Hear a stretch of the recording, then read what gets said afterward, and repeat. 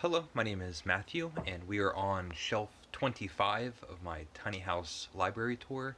And this is the top shelf, and that is literally and figuratively. This is the shelf that has my favorite books.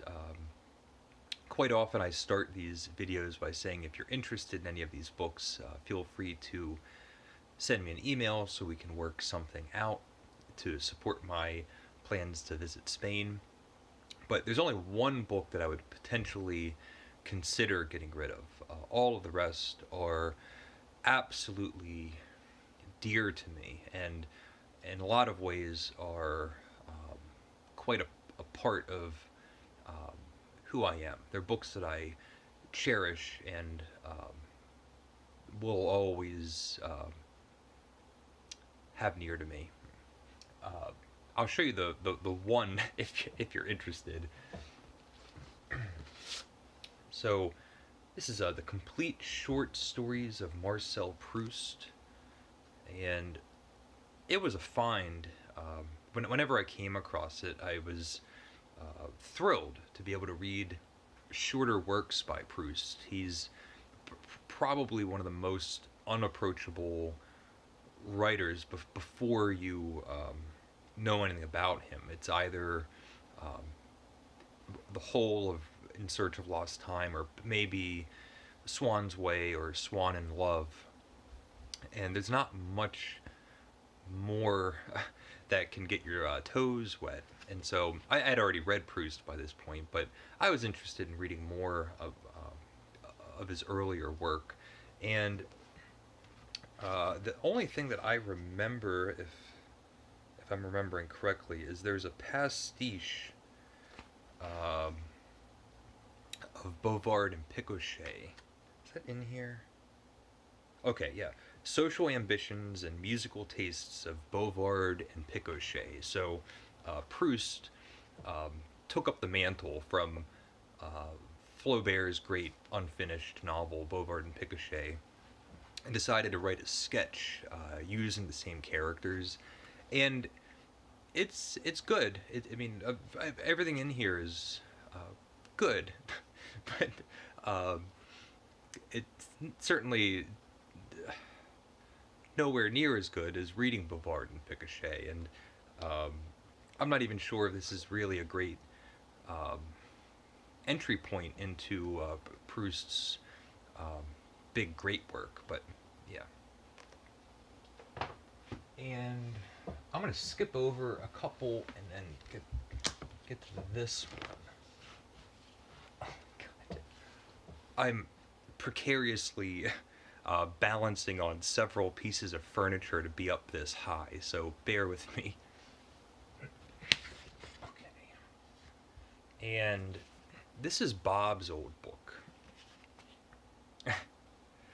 And it's Remembrance of Things Past by Marcel Proust. It's beautiful, that really rich, deep maroon hardback, and let's see. Okay, this has Swanns Way, Within a Budding Grove, and the Germantes Way. Daphne just hopped up.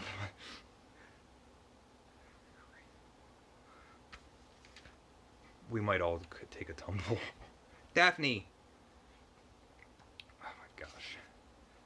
I can't see the translator. It might have. This might be the Moncrief translation. It just doesn't say easily. Oh yeah, okay. Yeah, it's translated by C.K. Scott Moncrief.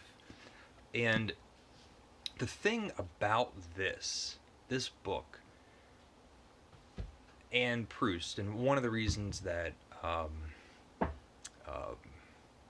Proust is so dear to me, is it was the first time I felt like I could totally get lost in a book, to just have the book take me away, sweep me away with not just the story, but the beauty of the language, the ideas, and and really feel the experience, the experience of the pleasure of reading. Um, Proust also really helped calibrate um, how I view um, large, intimidating works, things that are going to feel unapproachable, or that are long and dense and hard. And if you start making your way through the volumes of Proust, uh, suddenly everything feels attainable. Not easy, but um, if you can just sit for hours lost in a book, um, it's a cumulative effect. It just starts adding up, and it's something that I've been able to keep with me um, when I pick up every other book that I'm interested in reading. And if I'm enjoying it, um, Proust gave me that first sense of getting swept up in a book.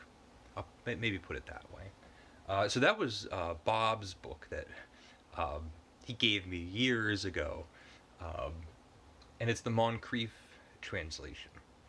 And then maybe, I don't know, 8 years ago, 6 years ago, something like that, there was this new rollout of translations by a group of translators, and it's going to be these books. Um, the first one's translated by Lydia Davis, who is she translated Madame Bovary.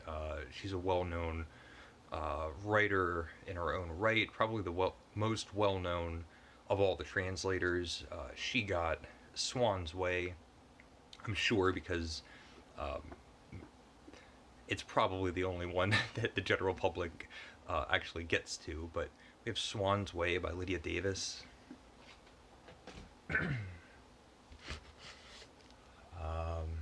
In the Shadow of Young Girls in Flower.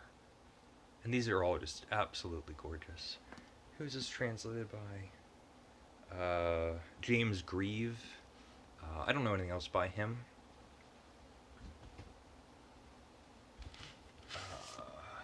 The Germantes Way, translated by Mark Trehorn. And then Sodom and Gomorrah by John Sturrock. And it's curious. I don't even know what was happening, but there were publication issues between countries. So these are the ones that the United States were able to publish. The other ones were published in the UK, but they weren't available, and they weren't available in these Penguin Deluxe editions. I know The Prisoner came out maybe 2 years ago, and I think there's maybe one more after that, I believe. So now the absolute showpiece of my library, one of the most valued possessions that I own. And it's going to be all of these books here. Maybe I'll just pull out one. And it's the collected works of Guy de Maupassant. Look at this. Jason from Jason Has Books sent me a message maybe a year ago telling me all of the interesting historical details about the publication and things like that. It's all of Maupassant. It's everything that you can have available in English. And Maupassant is one of my favorite writers. The thing that makes these special is my good friend Ben. So Ben built the tiny house. I live on his property. He built these redwood bookshelves that I'm so proud of and love. And put this back. Wow. Oh, hold on. I really am high up. Gosh. Ben's in a rock band. It's called Ashes Remain, and they tour. They tour all over the country. They've toured Europe, Germany. That little David statue he got while he was in Florence. I have a Italian translation of Anna Karenina by Tolstoy that he picked up in Europe somewhere, probably Italy. But years ago, maybe a decade, Ben was in Nashville on tour. He's doing something, and he gets back into town, and says that we need to get together. And we meet at a coffee shop. I go inside, and there's Ben, and on the table is a big brown box. And he goes, I got a gift for you. And I open it up, and before I know that I'm getting the complete works of Guy de Maupassant in these absolutely beautiful editions, he individually wrapped them. So each one of these in this box was individually gift wrapped. And so I open up the first one, and this is, one of these. This is what I have. He's grinning ear to ear. I'm not even understanding what's happening, and I start opening these things. It was Christmas morning, and I had the pleasure of individually unwrapping each one of these. Staggering, the thoughtfulness and generosity, and the absolute bullseye best thing somebody could give me in way of a possession. The whole collected works of Guy de Maupassant. Incredible. And I will have these as long as I'm alive. I need to get down. I do feel unsafe up here. I might try to just somehow record this one for tomorrow or something, but I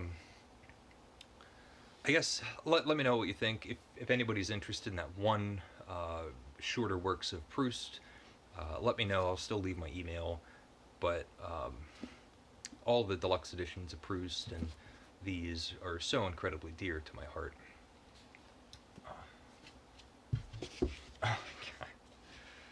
All right. Leave a comment if you would like, and thank you, and take care.